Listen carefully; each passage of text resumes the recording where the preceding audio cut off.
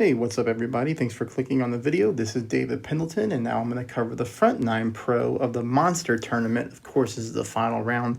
Congrats, I should say, for making it this far, because this tournament is extremely low scoring or high scoring, depending on however you want to say it. But as you can see here, I got off to a really good start on the first 4 holes, and then I kind of saved myself with a couple of albatrosses. You know, it's hard to lean on albatrosses to save your round. I wish that I could have my shots on 7 and 8 back, because those are both droppable. Just unfortunately, you know, I did not get them down. But, you know, I hope you find the video helpful. If you'd like to subscribe, you know, that's awesome too. And I know there's a lot of pro content out there already. So hopefully, you know, you find some good notes in this. I know a lot of people are sending me shots via Facebook to try. So I try to look at those when I can. Let's go. Hole number 1, pretty easy, 20% at max. I'm not going to spend a lot of time on this. You can play this with a Kingmaker. You can play this with a Navigator. Or I'm sorry, you can play with a Katana. You can play it with a Titan. This is going to be a really easy hole to pick up an eagle on, as long as you drive right. I always put my red ring right there around the rough line. Max backspin, max side spin to the left, 20% at max. Here you see, you know, about 3/4 of a ball of curl to the left, and I could have even went with more. But here, this is going to leave us just a very simple chip-in shot to pick up our eagle. Hole number 2 is going to play 15% at mid with a P1 ball. So 15% at mid with a P1 ball. That's all that we need on this hole. Here I apply my top spin, and then I put my red ring on the rough with the ball guide line going dead center through the pin.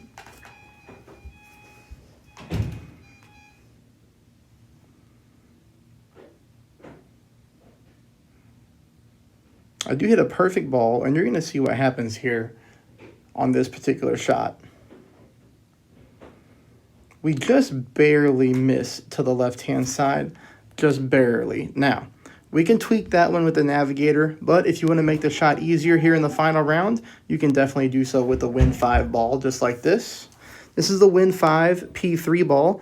I'm playing it the same elevation, 15% at mid, which is almost the same as 5% at max as well. Those numbers just kind of work out the same, but I'm just playing at 15% at mid because that's what we've been playing at all tournament long, and I always try to keep it consistent whenever we can on the elevation, especially the par 3s.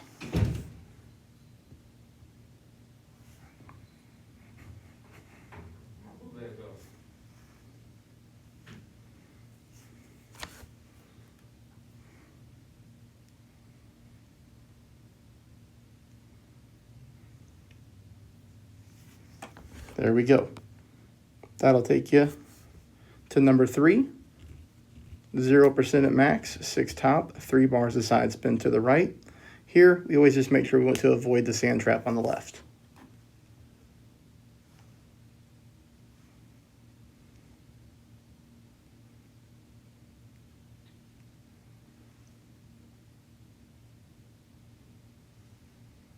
You see half a ball of curl to the right here.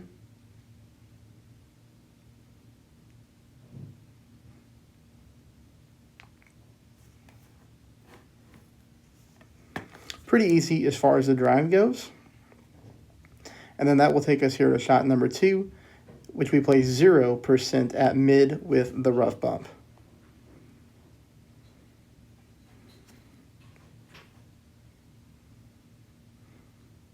Two and a half to the right, 1 top. I tried to play this the same way we did on rookie, with a slight offset to the right-hand side of the cup. Could have used a little bit more top spin, though. As you see, my ball guideline gets glitchy here. So I do find a good spot to shoot at. But like I said, I believe a little bit more top spin would have been better off on this hole. But I hit a perfect ball, and you're going to see here, we just kind of die. Speed is good, but we just die off, and we go to the left-hand side. I would retweak this by going max side spin to the right, so 3 bars of side spin and a little bit more top spin. That's what I would do on hole number 3 there. Hole number 4, we're going to go ahead and play this one 10% at max, and I will show you 2 different drives. This one is going to be if you don't want to gamble. This is going to go 3 bars of side spin to the left combined with 6 bars of top spin. You'll notice here, I deliberately aim into the bunker just like that. I leave myself a little bit of room for a great left, which is really important because if you hit a great left, you're more than likely going to drive the rough on the left-hand side, and then you'd have to save your hole by hitting out of the rough for an eagle. Tough to do, for sure.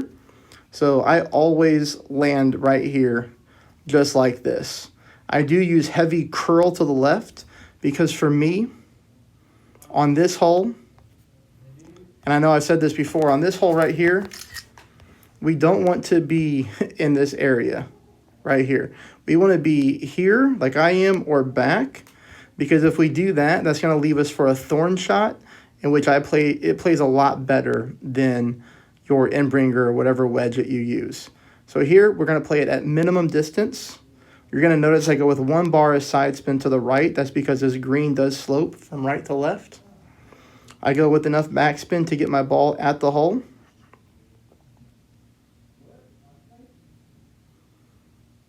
You see, just like that right there, that looks good.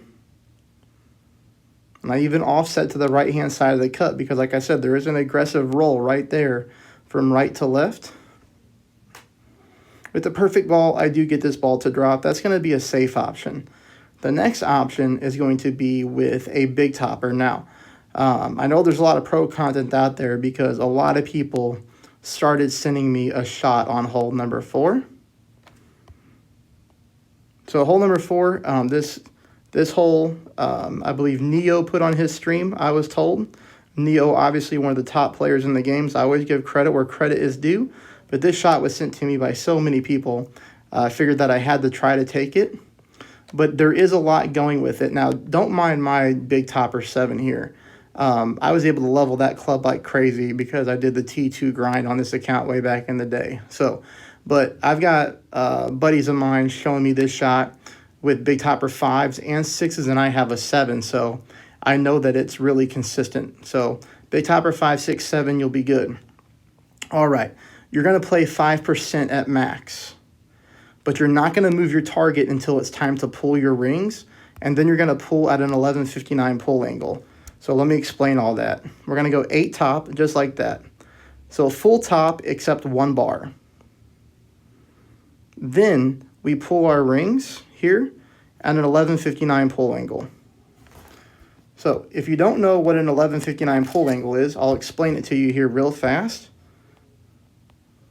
Okay, notice that whenever we pull our rings, we try to get to go exactly north. If you're reading a clock and it's like this, that's 11:59 a.m. or p.m., whatever. If it's going like that, that's 12:01. What does that do? It just helps direct our ball in a certain way. So as you can see here, my wind arrow is not north, it's north to north left. That's when we pull our rings. That's an 11:59 pull angle.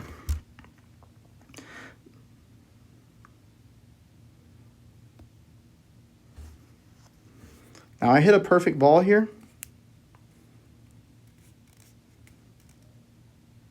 As you can see here, I'm totally good. Now the thing about this shot is my big topper 7 has more power than your big topper 5s, okay? So what typically you need to do is after you pull your rings, once you get right here, see how I'm at the plus 25 yard mark now? What you would want to do is push that up 5 more yards. So you would turn the camera around again and then push it up to the plus 30. So I hope that makes sense. If you're looking to pull off this drive, that's what you need to do. It's a technical shot. So again, it's actually pretty easy. 8 top spin. Don't touch your target until you're ready to pull your rings. Pull your rings at 5% at max with an 11:59 pull angle. And then whatever yard mark you're at, just push it up 5 more yards and hit perfect, okay? It is a dangerous drive. A great left or a great right could spell disaster, but it is a way to get to the green on hole number 4. That'll take us to hole number 5. I'm going to play at 15% at max. I spent entirely too many practice tokens trying to figure this shot out because I was off to such a great start. Now, this is weird. I kept coming up short and coming up short, so I actually had to apply top spin on this hole, which to me, I figured was dangerous, but it actually works out as long as we back up pretty far. So what we're going to do is apply our spins first because we're looking for a landing position, and we're going to use our ball guideline with the green squares to find the landing position. That's why I want you to do spin first. One top, I want you to go 2.2 left. One top, 2.2 left, blue ring down here on the rough line like that. And then I zoom in to show you what I'm looking at. Look how beautiful you can see the screen here. So you're going to notice here the end of my ball guideline is almost touching the top right-hand corner of that light green square. So do what you need to do. Take a screenshot, take your notes, whatever it is. That's the same dark green row that the cup is sitting in. You just need to reference the light green and dark green squares. Now look at this. We're going to pull at 15%, which is a little bit strange because we've been pulling at 20% all tournament. But when I was pulling it at 20%, I was missing to the right and coming up short.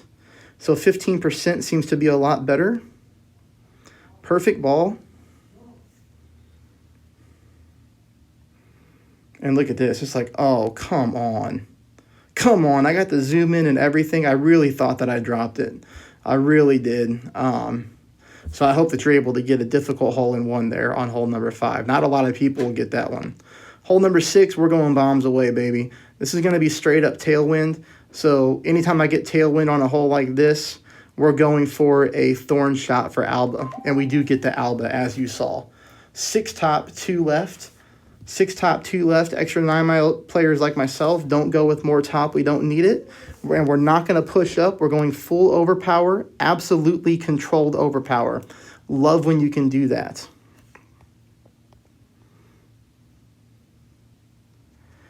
%, at mid for shot 2. We're going to go enough backspin, about 1.7 back, just 1.5 to 2, somewhere in that range, until we get a nice smooth ball guideline going into the center of the cup, just like that. Ball guideline sticking past the edge of the cup too at the back end of it, so that we make sure we don't come up short. Perfect ball. And we're in the hole for an albatross.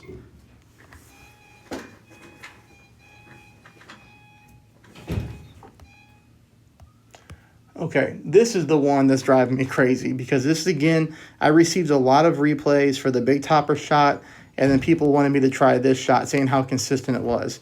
Well, it wasn't for me. I apparently messed this one up, or I'm doing something wrong. But 0% at minimum, okay? Full backspin, 2 bars of side spin to the left, white ring on the rough. So the landing spot on the drive is easy because we're playing it white ring at the rough, full back, 2 left. Perfect ball. And then, you know, here we're playing 5% at max.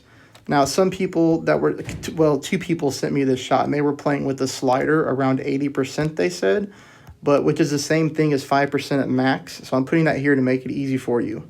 And, you know, it was supposed to be somewhere, you know, between 3 and 4 bars of topspin with between 1 and 1.5 left. And then you got to wiggle around to find the sticky spot like that. But apparently I need more topspin. Because you'll see here that when I make my adjustment and I hit perfect,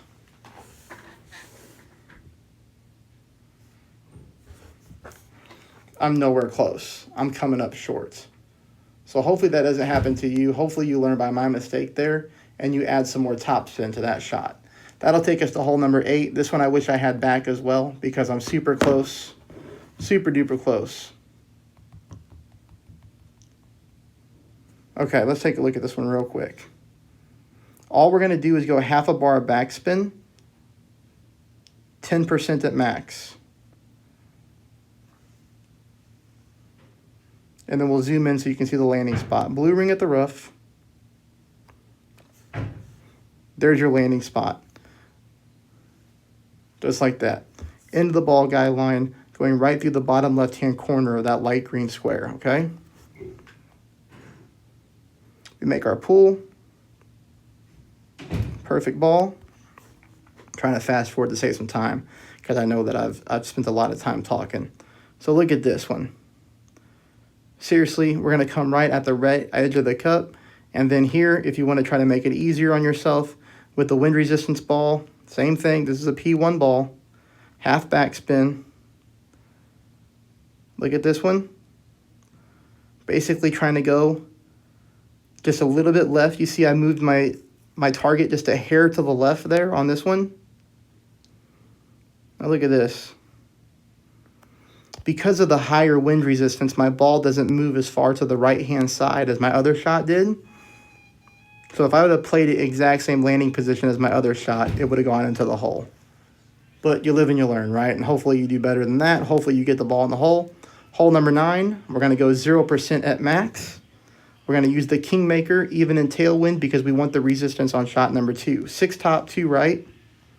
0% at max. Same thing with the overpower, full overpower, pretty controlled needle. We go 406 on the yards, minus 5% at minimum, shot 2. Top spin and right side spin into the hole, just like that. This is a great, great, great wind angle to play the rough bump in. It's the first time I've played the rough bump on rookie or pro, just because I love this wind angle here. It is minus 5% at medium distance. Rough bump looks good, and we just come in short. But again, on this account here, I've got a ton of these Centurions. The only difference between this ball and a Kingmaker, if you're not familiar with this ball, is a Kingmaker is power 3, side spin 3, wind resistance 3. This is wind resistance 4, and the same side and same power at 3. So you see the stats right there. The only thing that's different between this and a Kingmaker is the wind resistance. It's one better. Same thing though. I'll fast forward here to get to the actual shot. Top spin combined with right side spin into the hole. Same thing, minus 5% at mid. I hope you found the video helpful. I hope you subscribe. I hope you hit the thumbs up. And if you'd like to support my channel, I always put a link to my PayPal in the comments below. Anything that comes through, I am truly grateful for. And I'll do the back 9 tomorrow. Off to a haunted house with my family tonight. Have a great night, everybody.